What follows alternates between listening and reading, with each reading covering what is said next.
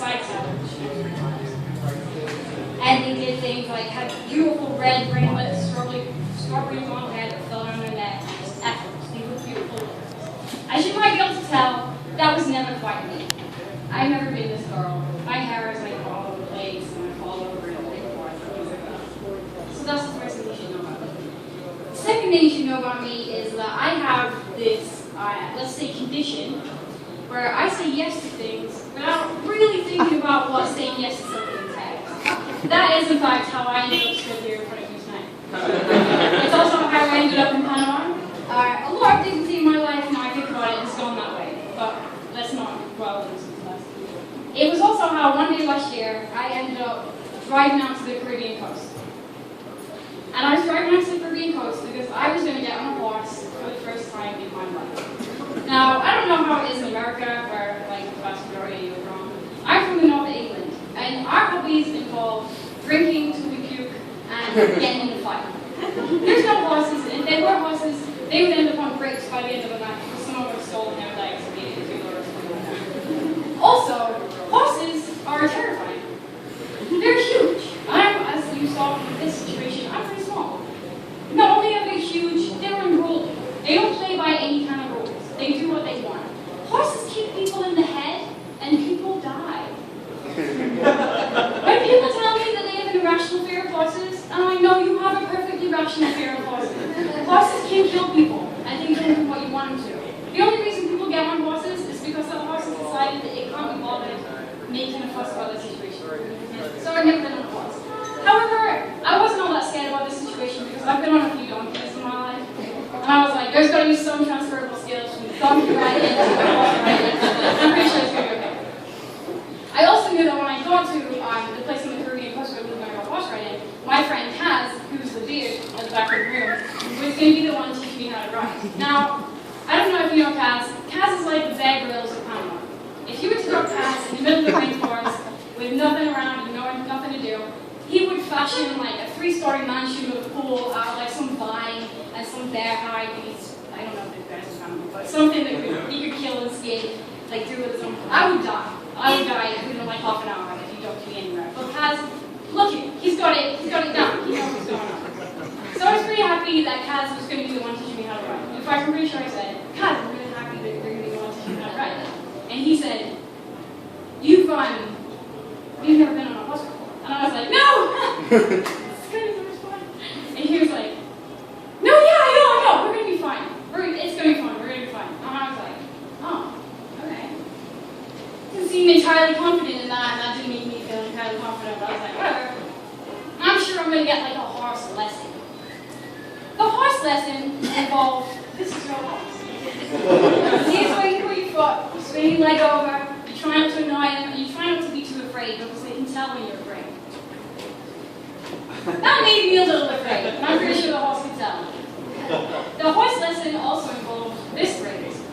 We need to be careful to keep the horses in line because there are 2 girl horses and all the other ones are trying to have sex with them. So we have to keep in this particular order. Oh, and she's yours. So I was like, okay, we're just going to do this. It's too late. You can't bail. I couldn't bail. What was I going to do? I'm too English. I can't handle shame. I just was like, whatever. So I got in. Thankfully, I wasn't the only kind of rookie in this situation. Kaz's girlfriend, Pamela, I'll call her Pamela because that's her name. Pamela and I have been on a horse like once or twice in her life, but she was at the same kind of nervous disposition as I was at this point.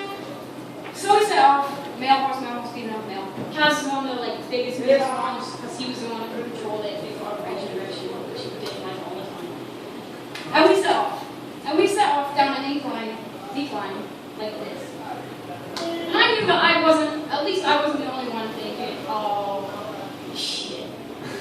I should also mention that this was an 8-hour horse trek that we were setting off. This was not the 20-minute, oh my god, this is so much fun, but I thought it was going to be so fun. This was hardcore. We were going 4 hours, and then we were tying horses up. We were hiking up a little bit to a waterfall, hiking back, and then getting another 4 hours on these horses. So I was a little bit afraid.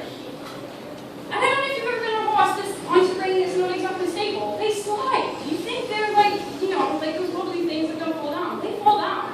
They do things in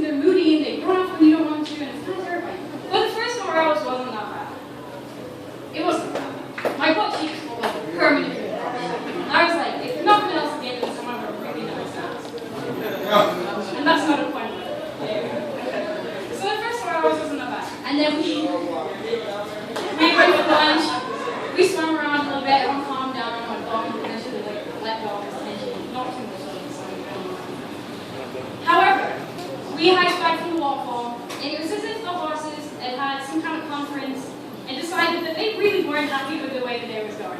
They weren't in the best of health. They were kind of moody. Obviously, two of them were, especially if they're female, like whatever they were on. So they weren't having it.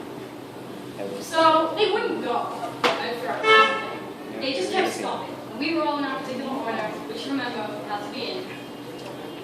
Then I remember three particular things happened. My friend Nikki, the horse that he was on, fell. We were going down a little thing like this with tiny little rocks, and it fell and it threw it. And he banged his knee into the thing and threw off, and he couldn't really sit properly on it, so it was pretty bad. I was right behind him. My horse did a similar thing, except the bomb came in useful here. Clench! Completely clenched. It just stayed on it, just like terrified. But they weren't even the worst thing. Poor Pamela. Poor Pamela. Her horse, and I swear to God this is true, Pamela's horse turned around and bit her. Now, biting wasn't even on the top 10 things that I was afraid of horses did. I was like, Jesus Christ. I thought it just stayed forward. Poor Pamela, she didn't want to get back on this horse. I think we can all agree that that's a pretty rational thing to do.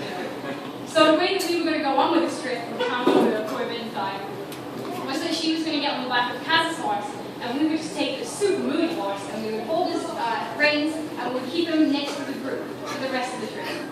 Now, this kind of worked alright for a little while. It was like just tense and fogged with fear, but it was okay. And then one of the horses stopped, and me and the guy in front of me ended up way far on the trek in front of everyone. And I said, like, we should wait. I'm very scared. So we sat there and waited. And I heard a noise, and I'm like, I recognize this noise. This is the noise they make on Monty Python movies when they clap the that sounds like a horse run. That sounds like a horse run.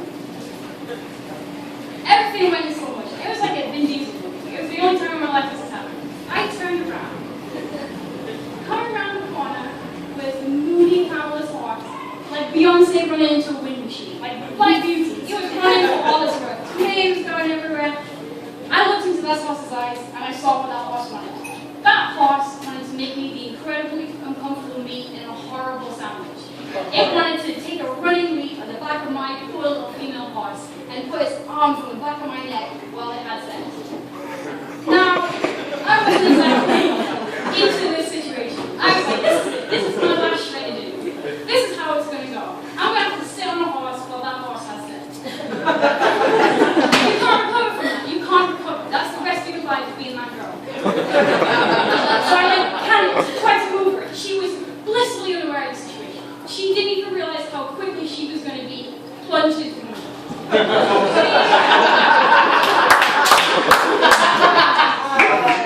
tried to move her, and the horse in front of us also didn't care, so we weren't moving in her.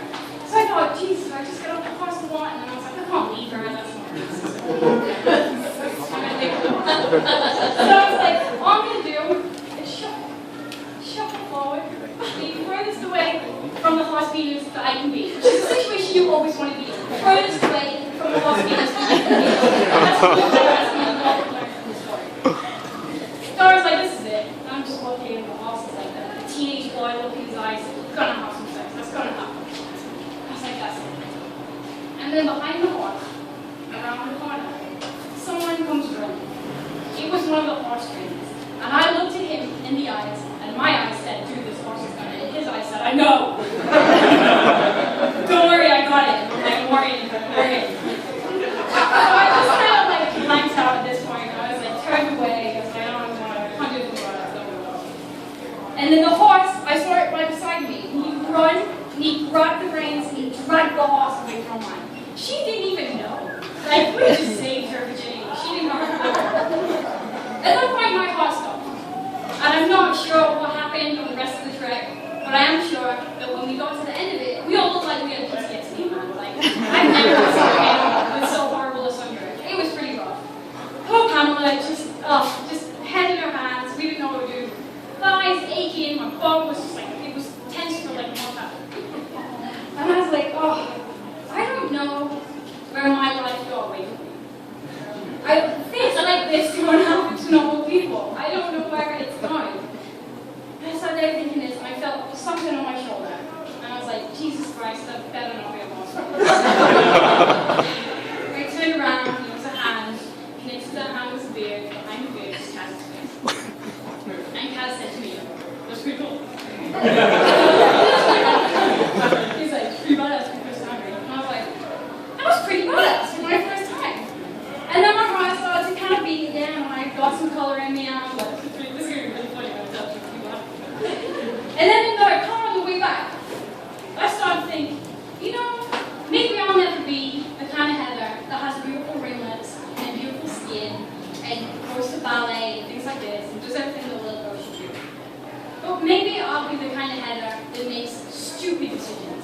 goes through with him, and then comes out with him a little bit more badass.